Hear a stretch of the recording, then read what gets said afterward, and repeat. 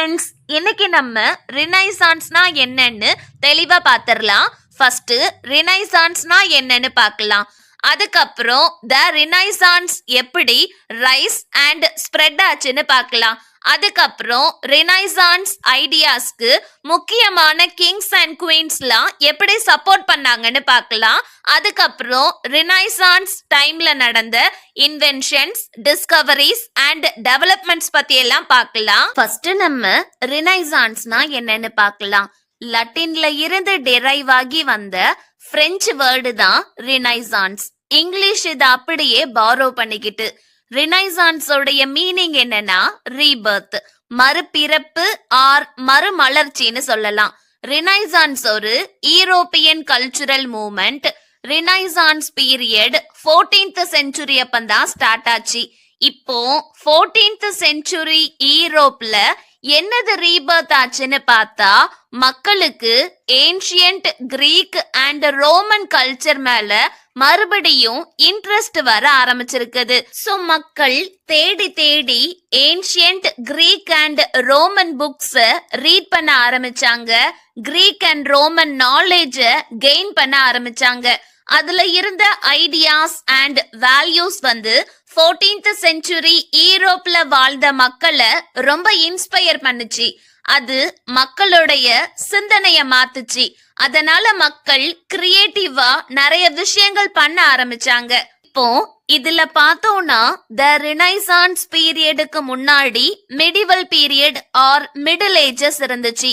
இதுல early medieval பீரியட dark ages அப்படின்னு சொன்னாங்க.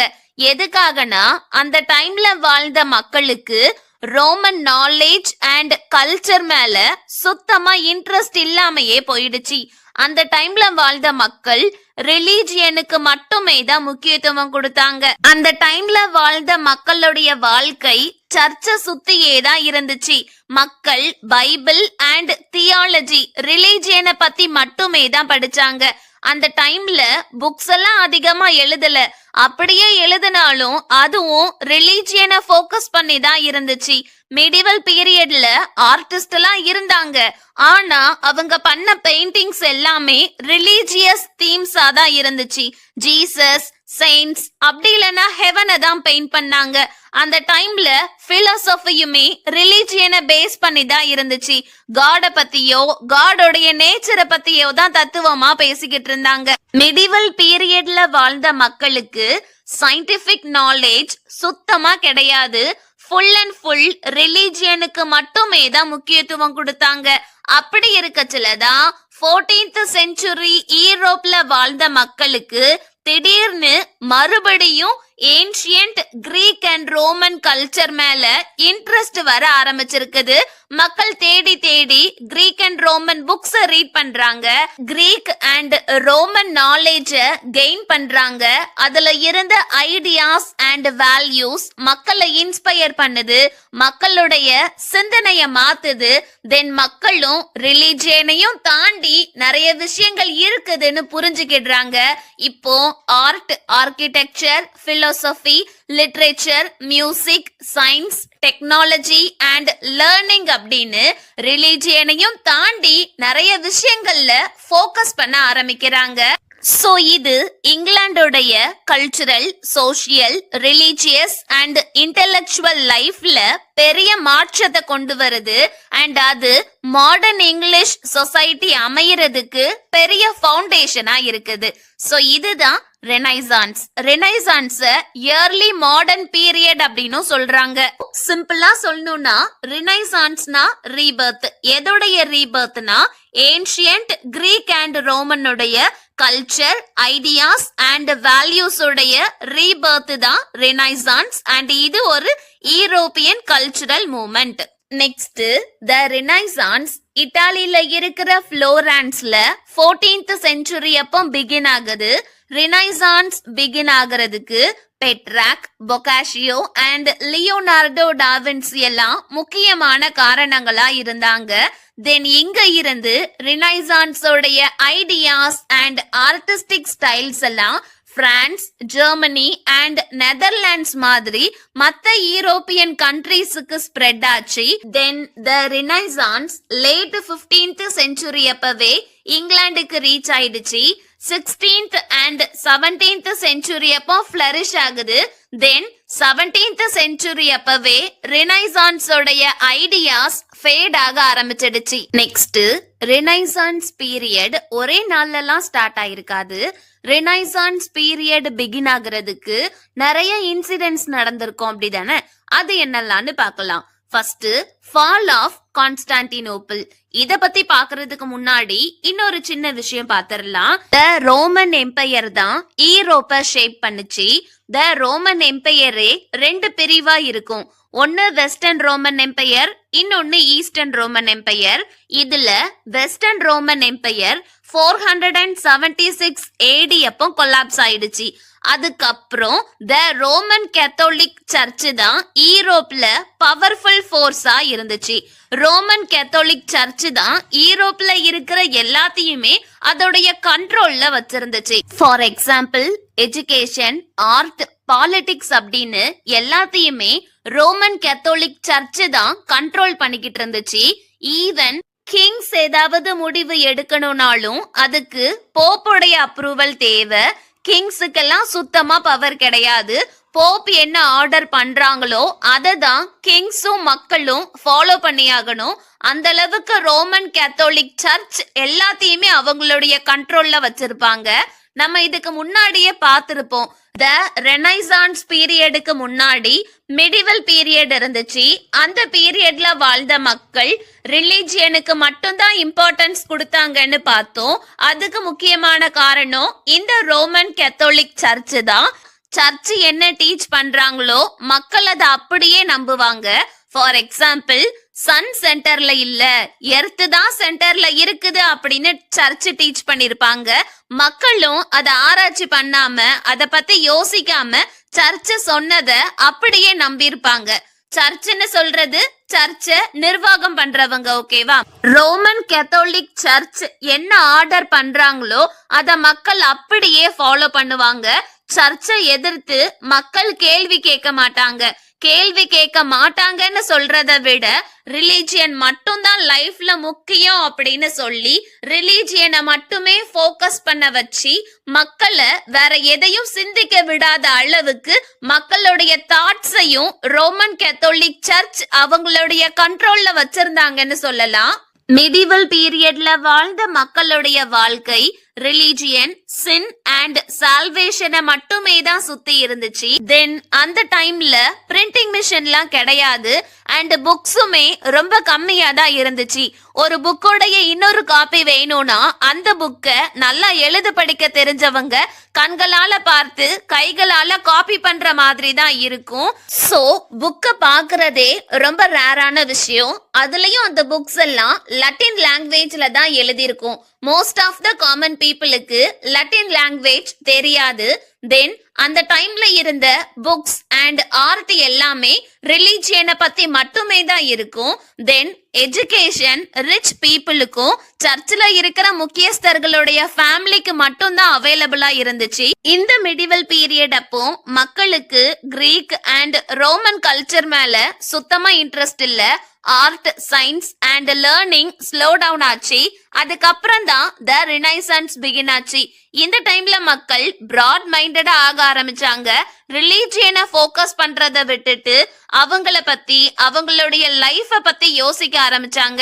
ஹியூமன் எமோஷன்ஸை எக்ஸ்ப்ளோர் பண்ண ஆரம்பிச்சாங்க. இந்த உலகத்தை பத்தி தெரிஞ்சுக்கிறதுல ஆர்வம் காமிச்சாங்க. இப்ப நம்ம த ரெனைசான்ஸ் பீரியட் பிகின் ஆகுறதுக்கு எதெல்லாம் முக்கியமான காரணங்களா இருந்துச்சுன்னு பார்க்கலாம். First fall of Constantinople. நம்ம முன்னாடி பார்த்தோம் ரோமன் எம்பையர் ரெண்டு பிரிவா இருந்துச்சு. வெஸ்டர்ன் ரோமன் எம்பையர் 476 AD அப்போ கொலாப்ஸ் ஆயிடுச்சு. இப்போ ஈஸ்டர்ன் ரோமன் எம்பையரை த பைசாண்டின் எம்பையர் அப்படின்னு சொல்றாங்க. இதோடைய கேபிட்டல் தான் கான்ஸ்டான்டினோப்பிள். 1453 அப்போ த ஒட்டமன் டர்க்ஸ் கான்ஸ்டான்டினோப்பிள கேப்சர் பண்ணிட்டாங்க. இப்போ ஒரு நாடு இன்னொரு நாட்டை கேப்சர் பண்ணிட்டாங்கன்னா ஃபர்ஸ்ட் என்ன பண்ணுவாங்க, அவங்க பொக்கிஷமா நினைச்சு பாதுகாக்கிற எல்லாத்தையுமே டெஸ்ட்ராய் பண்ணுவாங்கல்ல, அதேதான் ஒட்டமன் டர்க்ஸும் பண்றாங்க. ஈஸ்டர்ன் ரோமன் எம்பையருடைய churches, palaces, libraries, religious schools, Christian monasteries அப்படின்னு எல்லாத்தையுமே டெஸ்ட்ராய் பண்ண ஆரம்பிக்கிறாங்க. மானஸ்ட்ரீஸ் அண்ட் லைப்ரரிஸ்ல தான் இவங்க ஏன்ஷியன்ட் மேனுஸ்கிரிப்ட்ஸ பாதுகாத்து வச்சிருப்பாங்க. சோ அதையும் ஒட்டமன் டர்க்ஸ் டெஸ்ட்ராய் பண்ண ஆரம்பிக்கிறாங்க. அந்த டைம்ல நிறைய கிரீக் ஸ்காலர்ஸ் என்ன பண்றாங்கன்னா, அவங்களுடைய மானஸ்ட்ரீஸ் அண்ட் லைப்ரரிஸ்ல இருக்கிற ஏன்ஷியன்ட் மேனுஸ்கிரிப்ட்ஸ், அந்த old books, art works, writings எல்லாத்தையும் எடுத்துட்டு இட்டாலிக்கு ஓடி வந்துருந்தாங்க. சோ கிரீக் ஸ்காலர்ஸ் அவங்களால பாதுகாக்க முடிஞ்ச ancient Greek and Roman text எல்லாத்தையும் எடுத்துட்டு ஒட்டமன் டர்க்ஸ் கிட்ட இருந்து தப்பிச்சு இட்டாலிக்கு ஓடி வந்துட்டாங்க. சோ இவங்க மூலமா தான் யூரோப்பியன்ஸால ancient Greek and Roman text எல்லாத்தையும் அக்சஸ் பண்ண முடிஞ்சது, நாலேஜ் கெயின் பண்ண முடிஞ்சது. இதனால தான் ரெனைசான்ஸ் இட்டாலியில பிகின் ஆச்சுன்னு சொல்றோம். யூரோப்பியன்ஸும் ரொம்ப ஆர்வமா தேடி தேடி கிரீக் அண்ட் ரோமன் புக்ஸ ரீட் பண்ண ஆரம்பிக்கிறாங்க. அதுல இருக்கிற ஐடியாஸ் அண்ட் வேல்யூஸால யூரோப்பியன்ஸ் ரொம்ப இன்ஸ்பயர் ஆகுறாங்க. அந்த புக்ஸ் யூரோப்பியன்ஸுக்கு science, politics, art and human நேச்சரை கத்து கொடுக்குது. யூரோப்பியன்ஸும் ரிலிஜியனையும் தாண்டி நிறைய விஷயங்களை யோசிக்க ஆரம்பிக்கிறாங்க, கிரிட்டிக்கலா திங்க் பண்ண ஆரம்பிக்கிறாங்க. அவங்க இந்த உலகத்தை பாக்குற விதத்தையே அந்த ஏன்ஷியன்ட் புக்ஸ் சேஞ்ச் பண்ணுச்சு. Next, invention of the printing press. Around 1440 அப்போ ஜெர்மனில ஜொஹானஸ் கூட்டன்பர்க் அப்படிங்கிறவங்க தான் பிரிண்டிங் பிரஸ் உருவாக்குறாங்க. பிரிண்டிங் பிரஸ் உதவியோட ஃபர்ஸ்ட் பைபிளை தான் பிரிண்ட் பண்ணாங்க. அதுக்கப்புறம் 1476 அப்போ வில்லியம் கேக்ஸ்டன் தான் பிரிண்டிங் பிரஸ் இங்கிலாந்துக்கு இன்ட்ரடியூஸ் பண்றாங்க. முன்னாடி மெடிவல் பீரியட் அப்போ புக்ஸ் ரொம்ப ரேரான ஒண்ணுன்னு பார்த்தோம். ஆனா இப்போ பிரிண்டிங் பிரஸோடைய உதவியால நிறைய புக்ஸ பிரிண்ட் பண்ண ஆரம்பிக்கிறாங்க. மக்களுக்கு புக்ஸ் ரொம்ப சீப்பா கிடைக்குது. அது மட்டும் இல்லாம ஸ்டார்டிங்ல லத்தீன் லாங்குவேஜ்ல மட்டும்தான் புக்ஸ பிரிண்ட் பண்ணாங்க. லேட்டர் காமன் மக்களும் புரிஞ்சுக்கிற விதமா இங்கிலீஷ், பிரெஞ்சு, ஸ்பானிஷ், ஜெர்மன் மாதிரி லாங்குவேஜஸ்லயும் புக்ஸ பிரிண்ட் பண்ண ஆரம்பிச்சிட்டாங்க. தென் முன்னாடி பார்த்தோம் மிடிவல் பீரியட் அப்போ எஜுகேஷன் ரிச் பீப்புளுக்கும் சர்ச்சை சார்ந்த முக்கியஸ்தர்களுடைய ஃபேமிலிஸுக்கு மட்டும்தான் எஜுகேஷன் அவைலபிளா இருந்துச்சுன்னு பார்த்தோம். ஆனா இப்போ இந்த பிரிண்டிங் பிரஸோடைய உதவியால காமன் பீப்புளாலையும் எஜுகேஷன் அக்சஸ் பண்ண முடியுது. காமன் பீப்புளும் புக்ஸை ரீட் பண்ண, ரைட் பண்ண கத்துக்கிடுறாங்க. புக்ஸ் மூலமா நிறைய நாலேஜ் கெயின் பண்றாங்க. இந்த ரினைசான்ஸ் ஐடியாஸ் யூரோப் முழுக்க ஸ்ப்ரெட் ஆகுறதுக்கு பிரிண்டிங் பிரஸ் ரொம்ப முக்கியமான காரணமா இருந்துச்சு. Next, rise of humanism. நம்ம இதுக்கு முன்னாடி பார்த்தோம் மிடிவல் பீரியட் அப்போ ஸ்டடி ஆஃப் தியாலஜி, ரிலிஜியனை பத்தி படிக்கிறதுக்கு மட்டுமே தான் முக்கியத்துவம் கொடுத்தாங்க. ஆனா இந்த ரினைசான்ஸ் பீரியட் அப்போ ஸ்டடி ஆஃப் ஹியூமனிசம்க்கு இம்பார்ட்டன்ஸ் கொடுக்க ஆரம்பிக்கிறாங்க. ஹியூமனிசம் அப்படிங்கிறது ஹியூமன்ஸுக்கு இம்பார்ட்டன்ஸ் கொடுக்கிறது. ஹியூமன்ஸோடைய இன்ட்ரெஸ்ட், வேல்யூஸ், கேப்பபிலிட்டிஸ் அண்ட் எமோஷன்ஸை எக்ஸ்ப்ளோர் பண்ண ஆரம்பிக்கிறாங்க. ரிலிஜியனை மட்டுமே ஃபோக்கஸ் பண்றதை விட்டுட்டு ஹியூமன் லைஃப், திங்கிங் அண்ட் பொட்டன்ஷியலை ஃபோக்கஸ் பண்ண ஆரம்பிக்கிறாங்க. இந்த ரைஸ் ஆஃப் ஹியூமனிசம் வந்து art, literature, history and philosophy மாதிரியான சப்ஜெக்ட்ஸை படிக்கிறதுக்கு என்கரேஜ் பண்ணுது. Next, decline of feudalism and rise of middle class. Feudal system பத்தி நான் ரொம்ப ஷார்ட்டா சொல்லிருந்தேன். ஒரு கண்ட்ரியில இருக்கிற லேண்ட் எல்லாமே கிங்குக்கு தான் சொந்தம். கிங் அந்த லேண்ட நோபல்ஸ் யூஸ் பண்ணிக்கிடுறதுக்காக கொடுப்பாங்க. அதுக்கு ரிட்டர்னா நோபல்ஸ் மக்கள் கிட்ட இருந்து கலெக்ட் பண்ண taxes, money and military service கிங்குக்கு கொடுப்பாங்க. தென் நோபல்ஸ் அவங்க கிட்ட இருக்கிற லேண்ட நைட்ஸுக்கு கொடுப்பாங்க. நைட்ஸ் அதுக்கு ரிட்டர்னா நோபல்ஸுக்கு ப்ரொடெக்ஷன் அண்ட் மிலிட்டரி சர்வீஸ் கொடுப்பாங்க. இந்த மிலிட்டரி சர்வீஸ தான் நோபல்ஸ் அப்படி கிங்குக்கு பாஸ் பண்ணுவாங்க. தென் நைட்ஸ் அவங்க கிட்ட இருக்கிற லேண்ட பெசன்ட்ஸ் யூஸ் பண்ணிக்கிறதுக்காக கொடுப்பாங்க. பெசன்ட்ஸ் அந்த லேண்ட்ல தங்கிக்கிடுவாங்க. அந்த லேண்ட்ல விவசாயம் பண்ணுவாங்க. அதுக்கு ரிட்டர்னா பெசன்ட்ஸ் நைட்ஸுக்கு ஃபுட் அண்ட் சர்வீசஸ் ப்ரொவைட் பண்ணுவாங்க. ஃபார் எக்ஸாம்பிள் நைட்ஸோடைய வீட்டு வேலைகளை பார்ப்பாங்க, பில்டிங் கட்டுவாங்க, நைட்ஸோடைய ஃபார்ம்ஸ்ல வேலை பார்ப்பாங்க. இப்போ இயர்லி ரினைசான்ஸ் பீரியட்ல ஒரு தொற்று நோய் பயங்கரமா பரவுச்சு. அதனால நிறைய பேர் இறந்து போயிட்டாங்க.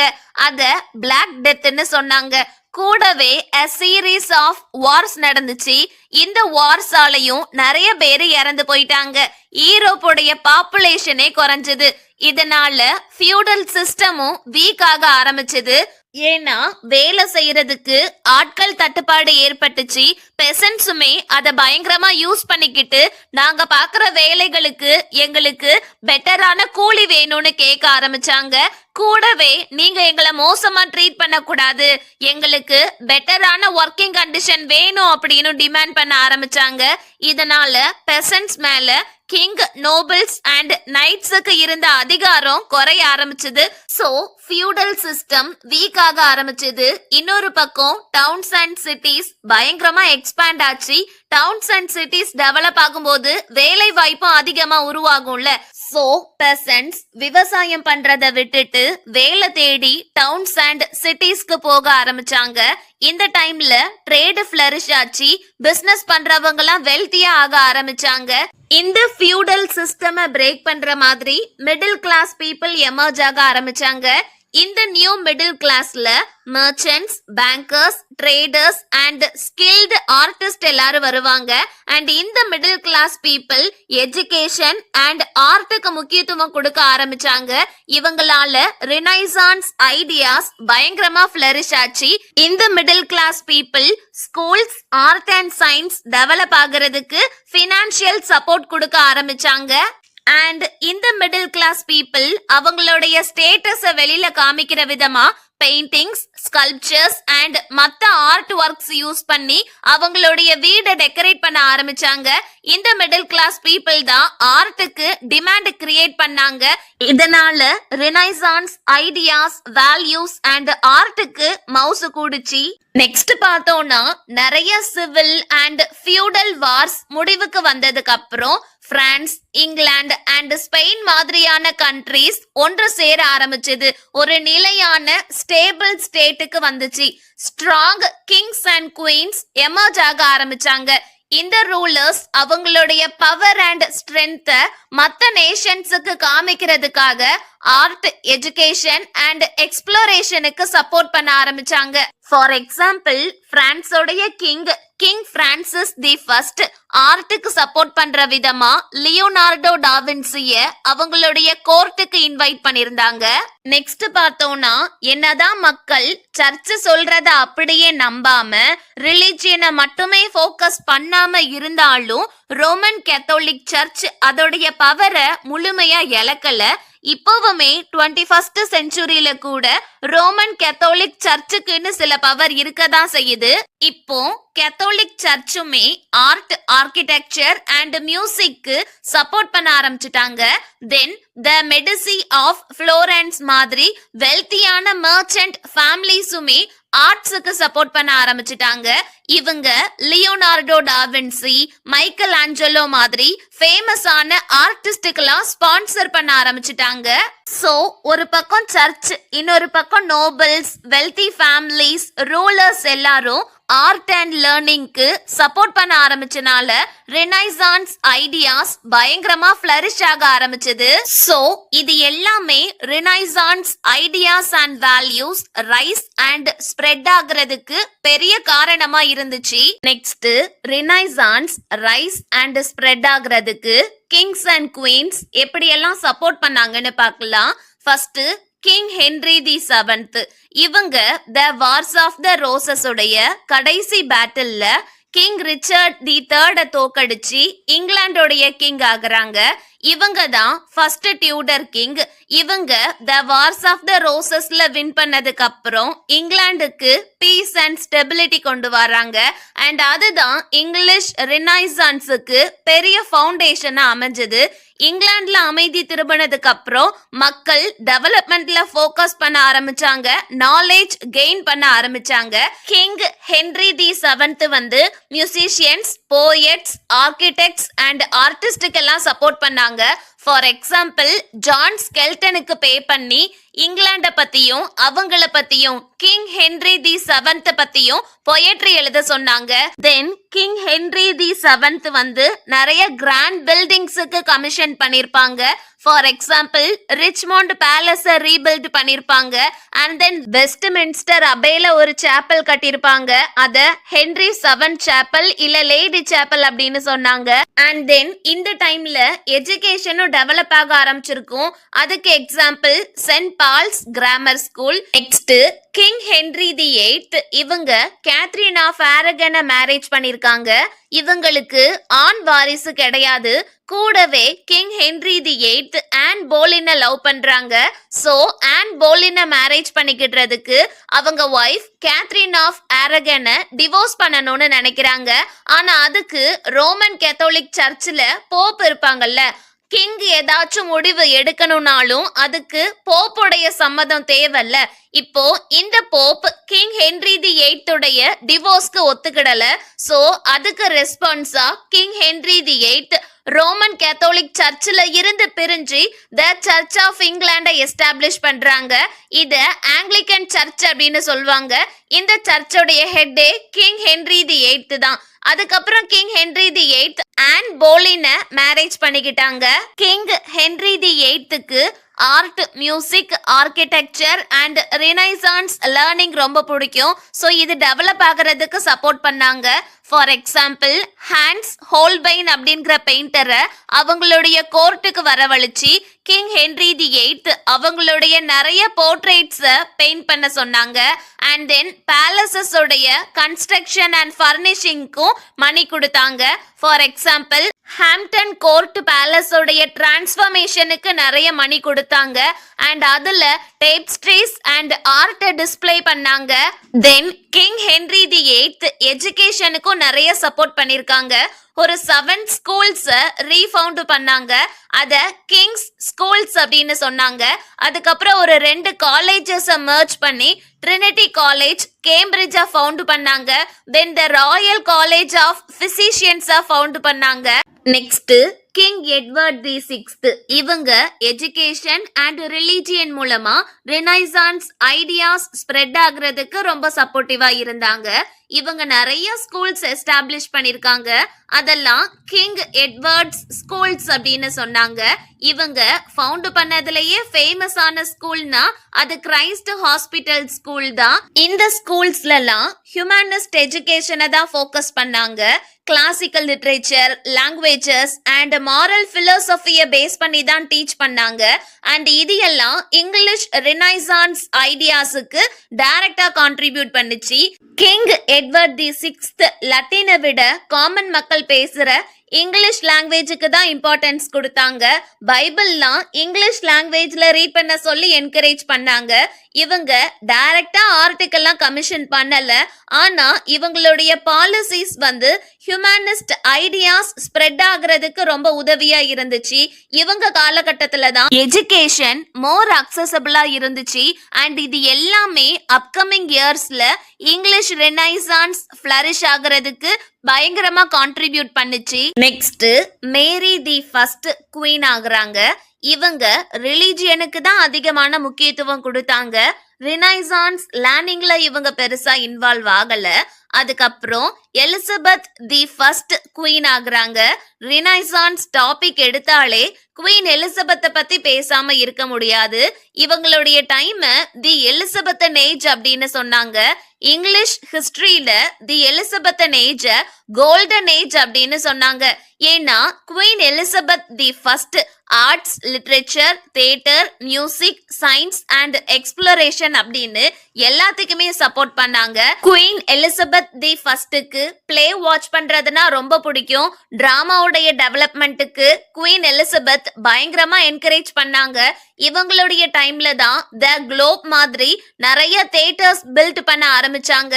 குவீன் எலிசபெத் தி ஃபர்ஸ்டோடைய சப்போர்ட்டால William Shakespeare, Christopher Marlowe, Edmund Spenser, Ben Jonson மாதிரி நிறைய ரைட்டர்ஸ் ஃபேமஸ் ஆக ஆரம்பிச்சாங்க.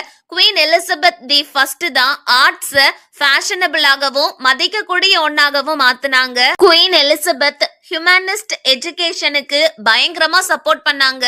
குவீன் எலிசபெத்தே வெல் எஜுகேட்டட் ஆனவங்க. இவங்க கிளாசிக்கல் லேர்னிங்க ப்ரமோட் பண்ணாங்க. இவங்களுடைய டைம்ல கிராமர் ஸ்கூல்ஸோடைய எண்ணிக்கை அதிகமாச்சு, லிட்ரஸி ரேட்டும் அதிகமாக ஆரம்பிச்சது. மிடில் கிளாஸ் மத்தியில ரெனைசான்ஸ் ஐடியாஸ் பயங்கரமா ஃபிளரிஷ் ஆக ஆரம்பிச்சது. தென் ஆக்ஸ்போர்ட் அண்ட் கேம்பிரிட்ஜ் மாதிரியான யூனிவர்சிட்டிஸ்க்கு ஒரு பிரஸ்டீஜ் கிடைச்சது. குவீன் எலிசபெத் தி ஃபர்ஸ்ட் வந்து வாயேஜஸ் அண்ட் எக்ஸ்ப்ளோரேஷனுக்கு பயங்கரமா சப்போர்ட் பண்ணாங்க.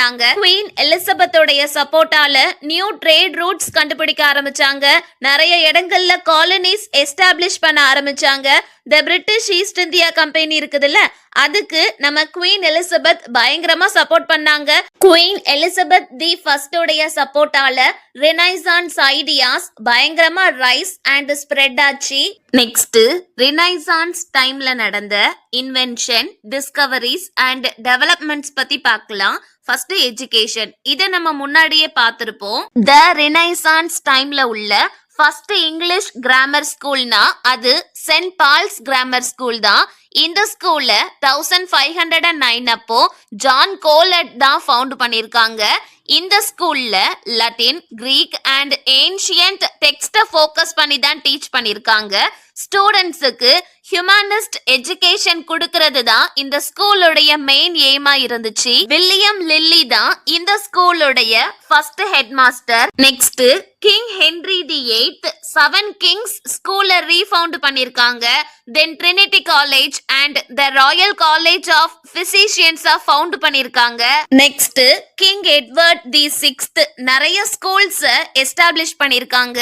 இந்த ஸ்கூல்ஸ்ல எல்லாம் ஹியூமனிஸ்ட் எஜுகேஷனை தான் ஃபோக்கஸ் பண்ணி கத்து கொடுத்திருக்காங்க.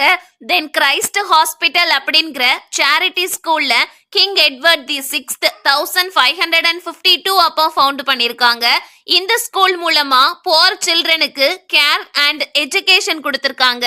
இந்த ஸ்கூல்ல religious teachings, classical learning, new scientific knowledge and லைஃபுக்கு தேவைப்படுற பிராக்டிக்கல் லைஃப் ஸ்கில்ஸ் எல்லாத்தையும் ஸ்டூடெண்ட்ஸுக்கு கத்து கொடுத்திருக்காங்க. தென் குவீன் எலிசபெத் தி ஃபர்ஸ்டும் நிறைய கிராமர் ஸ்கூல்ஸ் எஸ்டாப்ளிஷ் பண்ணிருக்காங்க. அங்கேயும் ஹியூமனிஸ்ட் எஜுகேஷனை ஃபோக்கஸ் பண்ணி தான் டீச் பண்ணிருக்காங்க. சோ இதெல்லாம் ரெனைசான்ஸ் டைம்ல எஜுகேஷன்ல நடந்த developments. Next science and inventions பத்தி பார்க்கலாம். நம்ம முன்னாடி பார்த்திருப்போம், சர்ச் வந்து எர்த் தான் சென்டர்ல இருந்துச்சுன்னு நம்பினாங்க. அதுக்கப்புறம் இந்த ரெனைசான்ஸ் டைம்ல நிக்கோலஸ் காப்பர்னிக்கஸ் அப்படிங்கிறவங்க ஹீலியோசென்ட்ரிக் தியரிய ப்ரப்போஸ் பண்றாங்க. இது மூலமா எர்த் சென்டர்ல இல்ல, சன்னு தான் சென்டர்ல இருக்குது, எர்த் சன்ன சுத்தி சுத்தி வருது அப்படிங்கறத சொல்றாங்க. ஆனா அதை யாருமே பெருசா நம்பல. அதுக்கப்புறம் கலீலி அப்படிங்கிறவங்க தான் டெலஸ்கோப்பை யூஸ் பண்ணி காப்பர்னிக்கஸ் சொன்னது சரிதான் அப்படின்னு ஆதாரத்தோட நிரூபிக்கிறாங்க. தென் கலீலி இவங்க ஜியோமெட்ரிக் அண்ட் மிலிட்டரி காம்பஸை இன்வென்ட் பண்ணாங்க. இவங்க டெலஸ்கோப்பை கண்டுபிடிக்கல, ஆனா டெலஸ்கோப்பை இம்ப்ரூவ் பண்ணாங்க, டெவலப் பண்ணாங்கன்னு சொல்லலாம். இவங்க தெர்மோஸ்கோப்பை டெவலப் பண்ணிருக்காங்க, இயர்லி மைக்ரோஸ்கோப்பை பில்ட் பண்ணிருக்காங்க. தென் ஆண்ட்ரியஸ் வெசாலியஸ் இவங்க ஹியூமன் அனாட்டமியை ஸ்டடி பண்ணி on the fabric of the human body அப்படிங்கிற புக்கை பப்ளிஷ் பண்ணிருக்காங்க. நெக்ஸ்ட் ஜோஹானஸ் கூட்டன்பர்க் இவங்க பிரிண்டிங் பிரஸ் இன்வென்ட் பண்ணிருக்காங்க. நெக்ஸ்ட் ஆர்ட் பார்க்கலாம். ஃபர்ஸ்ட் லியோனார்டோ டாவின்சி இவங்க கிரியேட்டிவிட்டியையும் லாஜிக்க சயின்ஸையும் மிக்ஸ் பண்ணிருப்பாங்க. இவங்க இந்த உலகத்தை பத்தியும் ஹியூமன் பாடி, ஹியூமன் எமோஷன்ஸையும் ஸ்டடி பண்ணிருப்பாங்க. அத அவங்களுடைய பெயிண்டிங்ஸ் மூலமா நம்ம தெரிஞ்சுக்கிட முடியும். லியோனார்டோ டாவின்சியோடைய ஃபேமஸ் பெயிண்டிங்ஸ் என்னலாம்னா Mona Lisa painting and then the last supper. Next Michelangelo. இவங்க அவங்களுடைய ஆர்ட் மூலமா பவர்ஃபுல் ஹியூமன் எமோஷன்ஸை எக்ஸ்பிரஸ் பண்ணிருப்பாங்க. இவங்க ஹியூமன் பீயிங்ஸ் உடைய பியூட்டி அண்ட் ஸ்ட்ரென்த்தை அவங்களுடைய ஒர்க்ஸ் மூலமா காமிச்சிருப்பாங்க. இவங்க ஸ்கல்ப்சர், பெயிண்டிங் அண்ட் ஆர்கிடெக்சர்ல மாஸ்டரா இருந்தாங்கன்னே சொல்லலாம். மைக்கேல் ஏஞ்சலோடைய ஃபேமஸ் ஆர்ட் என்னலாம்னா டேவிட், இது ஒரு sculpture and then Sistine chapel ceiling. Next Raphael. இவங்க அவங்களுடைய பேலன்ஸ்ட் அண்ட் ஹார்மோனியஸ் பெயிண்டிங்ஸ்க்காக ரொம்ப ஃபேமஸ். ரஃபேலுடைய ஃபேமஸ் பெயிண்டிங்ஸ் என்னலாம்னா the school of Athens, Madonna in the meadow, Sistine Madonna and so on. Next லிட்ரேச்சர்ல பார்த்தோம்னா ஃபர்ஸ்ட் டான்டி, பெட்ராக் அண்ட் பொக்காஷியோ வருவாங்க. இதுல பெட்ராக் தான் ஓல்டு ரோமன் அண்ட் கிரீக் ரைட்டர்ஸோடைய புக்ஸை படிச்சு ஹியூமனிசம் அப்படிங்கிற கான்செப்டையே ஸ்டார்ட் பண்ணிருப்பாங்க. பெட்ராக்க தான் நம்ம ஃபாதர் ஆஃப் ஹியூமனிசம் அப்படின்னு சொல்றோம். பெட்ராக் நிறைய ஏன்ஷியன்ட் மேனுஸ்கிரிப்ட்ஸை கலெக்ட் பண்ணி அதை அவங்க கைகளால காப்பி பண்ணிருக்காங்க. பெட்ராக் தான் ரெனைசான்ஸ் டைம்ல சானட் ஃபார்மேட்டை பாப்புலரைஸ் பண்ணது. Next Dante. இவங்களுடைய ஒர்க்ஸ் பார்த்தோம்னா ஹியூமன் எக்ஸ்பீரியன்ஸையும் ரிலிஜியனையும் மிக்ஸ் பண்ண மாதிரி இருக்கும். டான்டேயோடைய ஃபேமஸ் ஒர்க் என்னன்னா த டிவைன் காமெடி. நெக்ஸ்ட் பொக்காஷியோ. இவங்களுடைய ஒர்க்ஸ் பார்த்தோம்னா ரியல் லைஃப் ஸ்டோரிஸா தான் இருக்கும். நம்ம முன்னாடி பிளாக் டெத்னு ஒன்று பார்த்தோம்ல, அதை பத்தி எல்லாம் எழுதியிருப்பாங்க. மக்களுடைய ஜாய்ஸ் அண்ட் ப்ராப்ளம்ஸ அவங்களுடைய ஒர்க்ஸ்ல பார்க்க முடியும். இவங்களுடைய ஃபேமஸ் ஒர்க் என்னன்னா the Decameron. Next William Shakespeare. இவங்களுடைய பிளேஸ்ல ஹியூமன் எமோஷன்ஸையும் ஹியூமன் கண்டிஷனையும் ரொம்ப அழகா டெபிக் பண்ணிருப்பாங்க. இவங்களுடைய பிளேஸ்ல யூனிவர்சல் தீம்ஸ் இருக்கும். Like love, loss, ambition, betrayal மாதிரியான தீம்ஸ் இருக்கும். இவங்களுடைய ஃபேமஸ் ஒர்க்ஸ் என்னலாம்னா Romeo and Juliet, Hamlet, Macbeth and so on. Christine de Pizan. இவங்க ஒரு பிரெஞ்சு ஃபீமேல் ரைட்டர் அண்ட் இவங்க ஒரு இயர்லி ஃபெமினிஸ்ட்னு சொல்லலாம். இவங்களுடைய ஒர்க்ஸ் வந்து பெண்களுடைய அச்சீவ்மெண்ட்ஸை பத்தியும் ஜெண்டர் ஈக்வாலிட்டி பத்தியும் தான் இருக்கும். இவங்களுடைய ஃபேமஸ் ஒர்க் என்னன்னா the book of the city of ladies. இது போக Thomas Wyatt, Henry Howard, Edmund Spenser, Christopher Marlowe, Ben Jonson, John Donne, sir Philip Sidney அப்படின்னு ஏகப்பட்ட ரைட்டர்ஸ் இருக்கிறாங்க. நெக்ஸ்ட் இந்த ரெண்டு பேருமே ரொம்ப முக்கியமானவங்க தான். First Erasmus. இவங்க ஒரு ஹியூமனிஸ்ட் திங்கர் அண்ட் ரிஃபார்மர். இவங்க ரொம்ப நகைச்சுவையா சொசைட்டி அண்ட் ரிலீஜியன்ல இருக்கிற ப்ராப்ளம்ஸை சுட்டி காட்டியிருப்பாங்க. இவங்களுடைய ஃபேமஸ் ஒர்க் என்னன்னா in praise of folly. Next Francis Bacon. இவங்க ஒரு philosopher and scientific thinker. Next ஃபேமஸான பொலிட்டிக்கல் திங்கர்ஸ் யாரெல்லாம்னு பார்க்கலாம். First Niccolo Machiavelli. இவங்க ரூலர்ஸ் எப்படி பவருக்கு வர்றது, இருக்கிற பவரை எப்படி தக்க வச்சுக்கிடுறதுங்கிற மாதிரியான அட்வைசஸ் எல்லாம் கொடுப்பாங்க. இவங்களுடைய ஃபேமஸ் ஒர்க் என்னன்னா த பிரின்ஸ். இந்த புக்ல நீங்க ரூல் பண்ணணும் அப்படின்னா மக்களுக்கு உங்க மேல அன்பு இருக்கிறத விட மக்களுக்கு உங்க மேல பயம் இருக்கிறதே பெட்டரானது அப்படின்னு சொல்லியிருப்பாங்க. தென் ஒரு ரூலர் சிங்கம் மாதிரி பவர்ஃபுல்லாவும் இருக்கணும், நரி மாதிரி தந்திரமாவும் இருக்கணும் அப்படின்னு சொல்லியிருப்பாங்க. நெக்ஸ்ட் தாமஸ் மோர். இவங்களுடைய ஃபேமஸ் ஒர்க் என்னன்னா யூட்டோபியா. இந்த புக்ல யூரோப்பியன் சொசைட்டிய பயங்கரமா கிரிட்டிசைஸ் பண்ணிருப்பாங்க. இந்த புக்ல ஒரு இமேஜினரி ஐலாண்ட் வரும். அந்த ஐலாண்ட்ல தான் மக்கள் எல்லாரும் வாழ்வாங்க. அங்க வார் கிடையாது, கிரீடு கிடையாது, பாவர்ட்டி கிடையாது, ரிச் புவர்னு எதுவுமே கிடையாது. எல்லா மக்களுமே ஈக்குவலா அவங்க கிட்ட இருக்கிறத ஷேர் பண்ணி வாழ்வாங்க. அங்க ஒரு ஆளுக்கு 6 மணி நேரம் ஒர்க்கிங் ஹார்ஸ் தான். மீதி டைம்ல அவங்க புக்ஸ் படிச்சு அவங்களுடைய நாலேஜை வளர்த்துக்கிடுவாங்க. செல்ஃப் கேருக்கு இம்பார்ட்டன்ஸ் கொடுப்பாங்க. அங்க இருக்கிற எல்லாருக்குமே நல்ல எஜுகேஷன் கிடைக்கும். டிஸ்கிரிமினேஷன் அப்படிங்கிற ஒண்ணு அங்க கிடையவே கிடையாது. அங்க இருக்கிறவங்க அவங்களுக்கு பிடிச்ச மாதிரி எந்த ரிலீஜியனாலும் ஃபாலோ பண்ணிக்கிடலாம். அங்க கிங்ஸ் அப்படின்னு யாருமே கிடையாது. விஸ்டம் அண்ட் சர்வீஸ பேஸ் பண்ணி மக்களே அவங்களுடைய லீடர்ஸை சூஸ் பண்ற மாதிரி இருக்கும். சோ இப்படிப்பட்ட ஒரு சொசைட்டில தான் மக்கள் வாழ விரும்புறாங்க அப்படிங்கறத சொல்ற மாதிரியும் அந்த டைம்ல இருந்த யூரோப்பியன் சொசைட்டிய கிரிட்டிசைஸ் பண்ற மாதிரியும் இந்த புக் இருந்துச்சு. நெக்ஸ்ட் ஆர்கிடெக்சர்ல பார்க்கலாம். ஃபர்ஸ்ட் பிலிப்போ ப்ரூனலஸ்கே, இவங்க புளோரன்ஸ் கத்தீட்ரல் டோம டிசைன் பண்ணிருப்பாங்க. நெக்ஸ்ட் லியான் அல்பர்டி, இவங்க சாண்ட் ஆண்ட்ரியாவை டிசைன் பண்ணிருப்பாங்க. நெக்ஸ்ட் டொனாட்டோ பிரமாண்டே, இவங்க டெம்பியாட்டோவை டிசைன் பண்ணிருப்பாங்க. நெக்ஸ்ட் ரினைசான்ஸ் டைம்ல மியூசிக்ல என்ன டெவலப்மெண்ட் ஏற்பட்டுச்சுன்னு பார்க்கலாம். இதுல மென்ஷன் பண்ணிருக்கிற கம்போசர்ஸ் எல்லாருமே musical styles and techniques Renaissance டைம்ல பயங்கரமா டெவலப் பண்ணாங்க. இவங்க எல்லாருமே மியூசிக்க more emotional, balanced and rich ஆக்குனாங்க. மிடிவல் டைம்ல பார்த்தோம்னா மியூசிக் ரொம்ப பிளைனா சிம்பிளா இருக்கும். இவங்களுடைய மியூசிக்கல் ஸ்டைல்ஸ் வந்து ஆர்டிஸ்டிக் எக்ஸ்பிரஷனை மியூசிக்ல கொண்டு வந்துச்சு. நெக்ஸ்ட் எக்ஸ்ப்ளோரேஷன்ல பார்த்தோம்னா கிறிஸ்டோபர் கொலம்பஸ் 1492 அப்போ த அமெரிக்கன்ஸ் டிஸ்கவர் பண்றாங்க. அதுக்கப்புறம் வாஸ்கோ ட காமா இந்தியாக்கு சீ ரூட் கண்டுபிடிக்கிறாங்க. நெக்ஸ்ட் ஃபெர்டினண்ட் மேஜலன், இவங்க தான் ஃபர்ஸ்ட் உலகம் முழுவதும் சுற்றி பயணம் செய்யறதுக்கான அந்த இதை லெட் பண்ணாங்க. அன்பார்ச்சுனேட்லி இந்த பயணத்துல அவங்க இறந்து போயிட்டாங்க. ஆனா ஒன் ஆஃப் ஹிஸ் ஷிப்ஸ், அந்த ஷிப்போடைய நேம் த விக்டோரியா. இந்த ஷிப் தான் இந்த ட்ரிப்பை கம்ப்ளீட் பண்ணுது. இது மூலமா எர்த் பிளாட்டா இல்ல, எர்த் ரவுண்டா தான் இருக்குது அப்படிங்கறத நிரூபிக்கிறாங்க. கூடவே ஓஷன்ஸ் கனெக்டடா தான் இருக்குது. சோ நம்மளால சீ வழியா உலகம் முழுக்க டிராவல் பண்ண முடியும் அப்படிங்கறதையும் தெரிஞ்சுக்கிடுறாங்க. நெக்ஸ்ட் மெடிசன்ல பார்த்தோம்னா ஃபர்ஸ்ட் ஆண்ட்ரியஸ் வெசாலியஸ், இவங்க ஹியூமன் அனாட்டமிய டீடைல்டா ஸ்டடி பண்ணிருக்காங்க. அண்ட் அத on the fabrica of the human body அப்படிங்கிற புக்லயும் பப்ளிஷ் பண்ணிருக்காங்க. நெக்ஸ்ட் வில்லியம் ஹார்வே, இவங்க நம்ம பாடியில பிளட் எப்படி சர்க்குலேட் ஆகுது அண்ட் அதுல ஹார்ட்டோடைய ரோல் எவ்வளவு முக்கியமானது அப்படிங்கறதையும் எக்ஸ்பிளைன் பண்ணிருக்காங்க. நெக்ஸ்ட் ஆம்பராஸ் பாரே, இவங்க சர்ஜரியை இம்ப்ரூவ் பண்ணிருக்காங்க.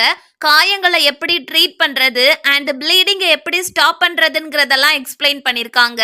நெக்ஸ்ட் ஜிரோலாமோ ஃப்ராக்கஸ்டோரா, இவங்க கண்ணுக்கு தெரியாத சின்ன பார்ட்டிகல்ஸ் மூலமா தான் டிசீஸ்லாம் ஸ்ப்ரெட் ஆகுது அப்படின்னு சொல்லியிருப்பாங்க. அவ்வளவுதான், இதோட த ரினைசான்ஸ் முடியுது. ரினைசான்ஸோடைய இம்பாக்ட் இங்கிலாந்துல எப்படி இருந்துச்சு அப்படிங்கறத இவ்வளோ நேரம் நம்ம பார்த்ததை வச்சு நீங்க எழுதிடலாம். பட் ஸ்டில் அதையும் உங்களுக்கு ஈஸியாக்குறதுக்காக ரினைசான்ஸோடைய இம்பாக்ட் இங்கிலாந்துல எப்படி இருந்துச்சு அப்படின்னு நான் இன்னொரு வீடியோ போட்டிருக்கேன். அதோடைய லிங்க் டிஸ்கிரிப்ஷன்ல இருக்குது, மறக்காம போய் பாருங்க. அது மட்டும் இல்ல, உங்களுக்காக the Renaissance and its impact on England அப்படிங்கிற டைட்டில்ல டீடைல்டு அண்ட் ஷார்ட் எஸ்ஸே நம்ம பிளாக்ல போஸ்ட் பண்ணியிருக்கேன். அந்த எஸ்ஸேயோடைய லிங்க் டிஸ்கிரிப்ஷன்ல இருக்குது, மறக்காம போய் பாருங்க. Thank you, have a nice day. மறக்காம சப்ஸ்கிரைப் பண்ணிட்டு போயிட்டு வாங்க.